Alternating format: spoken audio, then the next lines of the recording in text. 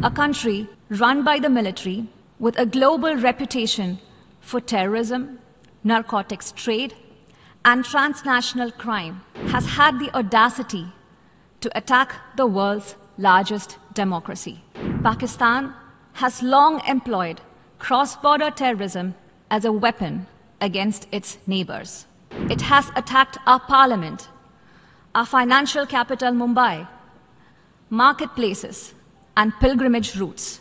The real truth is that Pakistan covets our territory, has continuously used terrorism to disrupt elections in Jammu and Kashmir, an inalienable and integral part of India.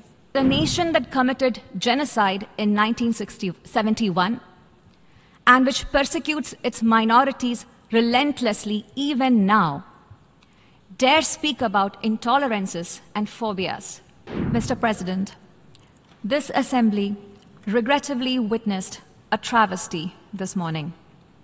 A country run by the military with a global reputation for terrorism, narcotics trade, and transnational crime has had the audacity to attack the world's largest democracy. I speak about the reference to India in the speech of the Pakistani Prime Minister. As the world knows, Pakistan has long employed cross-border terrorism as a weapon against its neighbors.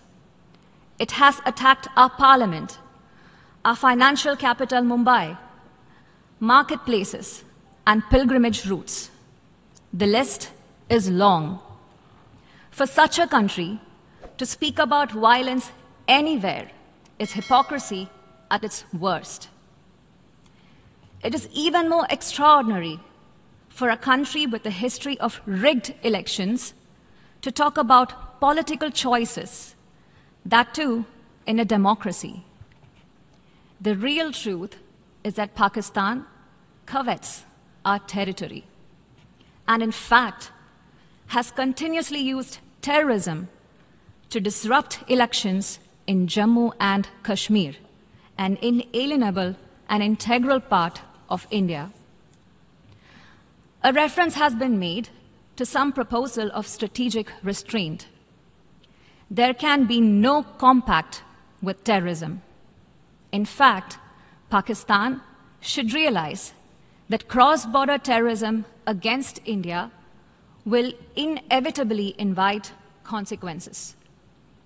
It is ridiculous that a nation that committed genocide in 1971 and which persecutes its minorities relentlessly even now dare speak about intolerances and phobias.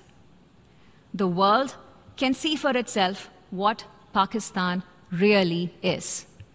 Mr. President, we are talking about a nation that for long hosted Osama bin Laden, a country whose fingerprints are on so many terrorist incidents across the world, whose policies attract the dregs of many societies to make it their home.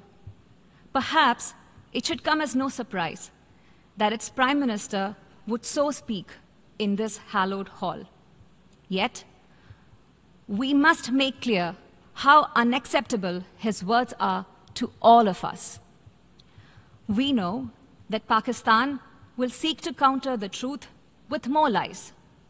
Repetition will change nothing. Our stand is clear and needs no reiteration.